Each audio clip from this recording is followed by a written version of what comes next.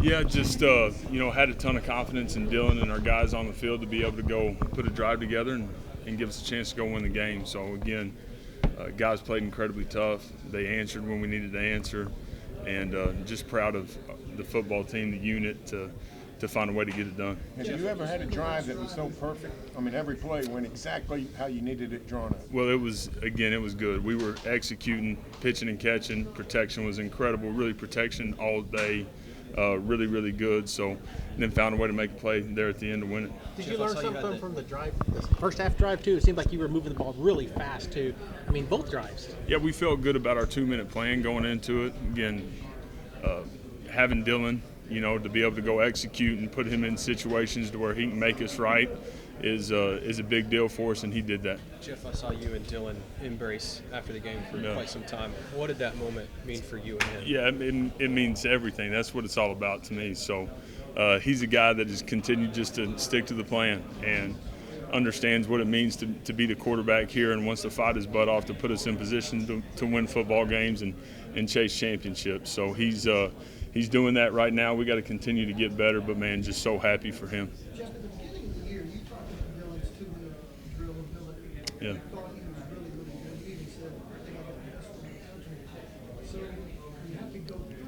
Yeah. There was a ton of confidence, just being on the phone with him before the drive and talking through the headset with the staff and how the guys were on the sideline.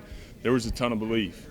And to me, that's what it's all about. We've worked that a ton of times. We worked it on Wednesday, had a 2-minute drill that was no timeouts with 1:15 and a touchdown to win. And here we are on Saturday with a pretty similar situation. So, again, proud of our guys, proud of Dylan, and that was a fun one. Jeff, when you've got Dylan running with that much toughness, what kind of extra edge does that bring to the whole offense with the quarterback leading the way like that? Yeah, again, I think he's done a great job of, one, taking care of the rock, being able to make plays with his feet when he needs to make plays with his feet and not taking unnecessary shots. So, to me, it creates a bunch of balance for us and creates issues for the other side of the ball. We need to continue to do that as we move forward.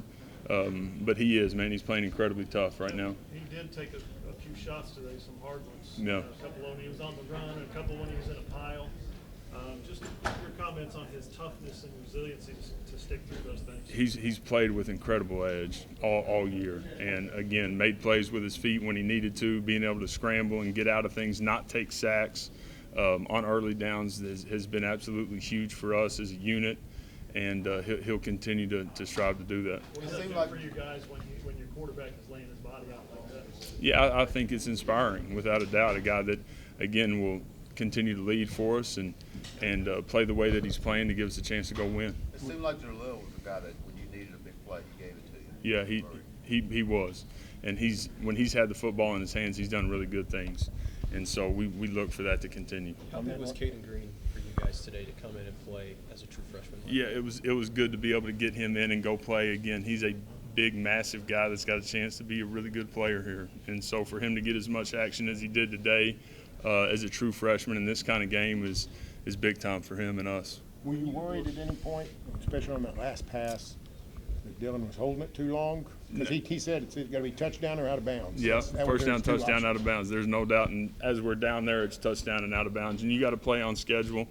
And so what ended up happening is he's going to go scramble, and Nick ends up popping for him, and he makes a really good throw, and Nick makes the play. So felt, again, really, really confident with him having it in his hands to be able to go win the game. But you didn't feel like he was pinned in too much on that play? No, I didn't. I thought he was going to do right. If he didn't have it right there on the scramble immediately, he's going to get it out of bounds, and we'll have 2 plays.